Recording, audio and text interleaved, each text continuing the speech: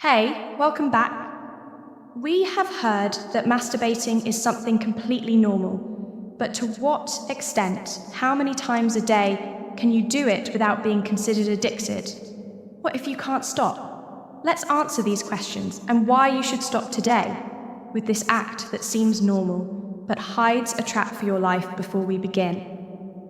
I would like to apologize for the exaggerated cover, but I needed to draw your attention to this 21st century issue that weakens and harms all our young people and adults, leaving us without willpower. In this video, you will understand what happens to our brain scientifically and philosophically, and what Stoicism has to teach us about this. Vice, also remember to subscribe to our channel and activate the bell so you don't miss anything.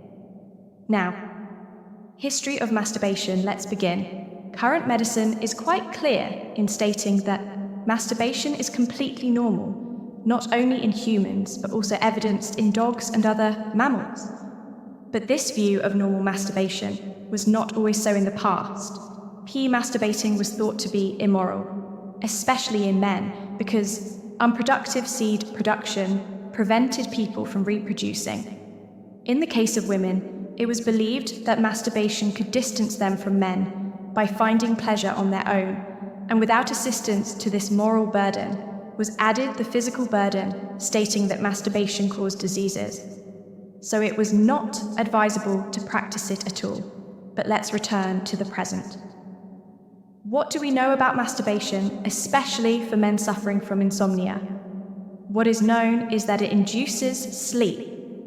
The problem, French Institute of Health and Medical Research, concluded that the male brain deactivates sexual desire after orgasm. The cerebral cortex, the area responsible for conscious thought, goes to rest once the man reaches climax. This in addition to nullifying the desire to continue having sexual relations. Facilitates sleep, therefore many men fall asleep after sexual activity. But what is the problem? So what is wrong? Well, hidden in one of its benefits is a trap. And if you frequent this channel, you will see what I am talking about. Masturbation releases dopamine in your brain. This hormone is responsible for making us feel better, providing calm relief from stress reduction and a sense of reward.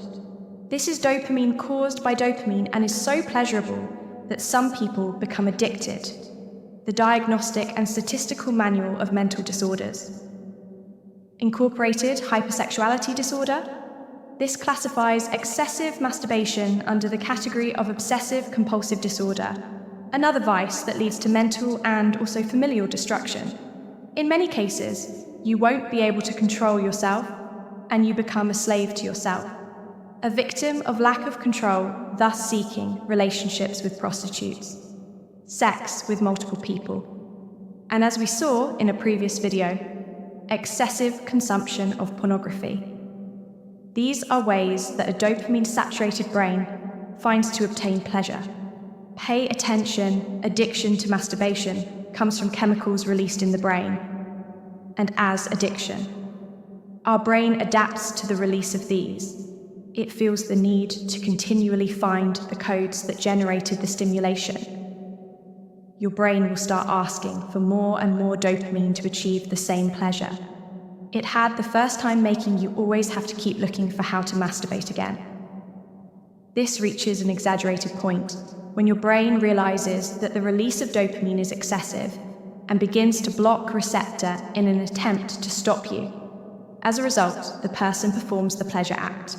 In this case, masturbates but gets nothing, which frustrates them more than they already were excessively masturbating to satisfy. That hunger for pleasure is exactly what a smoker who never stops someone who eats chocolate until vomiting, or even an alcoholic does. At this point, you must be wondering what Stoicism has to do with this. The Stoics, Stoicism, Seneca, Marcus Aurelius, and Panis of RHS M. Masters of Self-Control and Wisdom address the view of pleasure and lust from a unique perspective. From the words of Epicurus to the intimate thoughts of Seneca, they explored the depths of human passions, a legacy that still captivates us. For the Stoics, masturbation was not just a quest for carnal satisfaction, but an opportunity to explore the limits of the body and mind, they saw it as an exercise in self-awareness and a path to true freedom in their philosophy. Mastery over worldly passions and pleasures was a conquest that elevated the human spirit. Epicurus asserted that it is not nights of pleasure, but self-control that distinguishes a good man. In this context, the ability to enjoy pleasure. Mastery, while understanding and containing it, makes a difference in someone who has reached a higher level of self-awareness. Instead of being slaves to our desires, we must be their masters. As Seneca reminds us with his philosophical perspective, Stoic reflection on masturbation is not simply about repression, but deep understanding and self-mastery. This translates into the ability to direct our emotions toward a journey of conscious self-explanation. It resides not only in momentary satisfaction, but in understanding, accepting and embracing our deepest inclinations from the Stoic perspective. Every action has consequences, not only for us, but also for the natural order of the universe. When we succumb to our most intense desires, as in the case of uncontrolled masturbation, we lose that harmonious consequences connection with nature. Highly valued by the Stoics, we become prisoners of our desires, drifting away from true inner serenity. Compulsive masturbation can trigger an emotional whirlwind within us, where guilt, shame, and dissatisfaction become constant companions.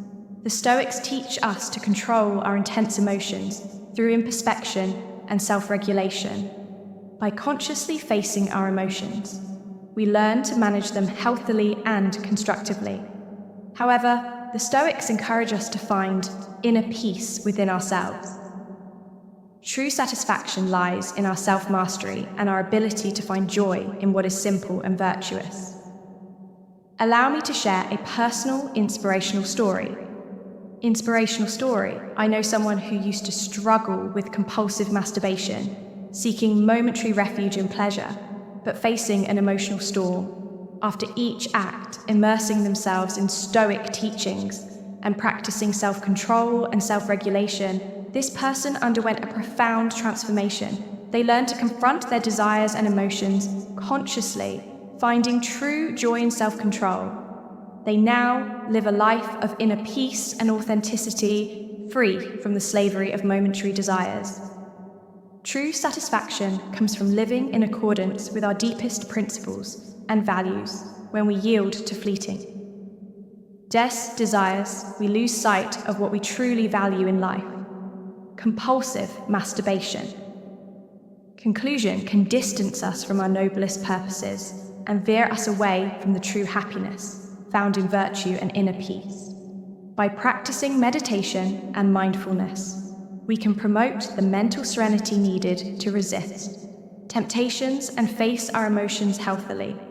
This compulsion becomes an obstacle to mental serenity, dragging us into regrets and steering us away from the peaceful peace found in self-control and moderation. My friend, what are you doing with your life? Do you think sitting at home and watching those videos and taking pleasure with your hands can make you confident, successful? And do you think after wasting your time and energy on those bullshits can attract women? Or if you're a woman, then do you also think you can attract men? No, never. So my friend, think wisely, and I want you to write in the comment that I'm a powerful person. I have control over my mind. I choose to do what motivates me. I choose to do what improves me. Thanks for staying with me. You can like the video and subscribe for more.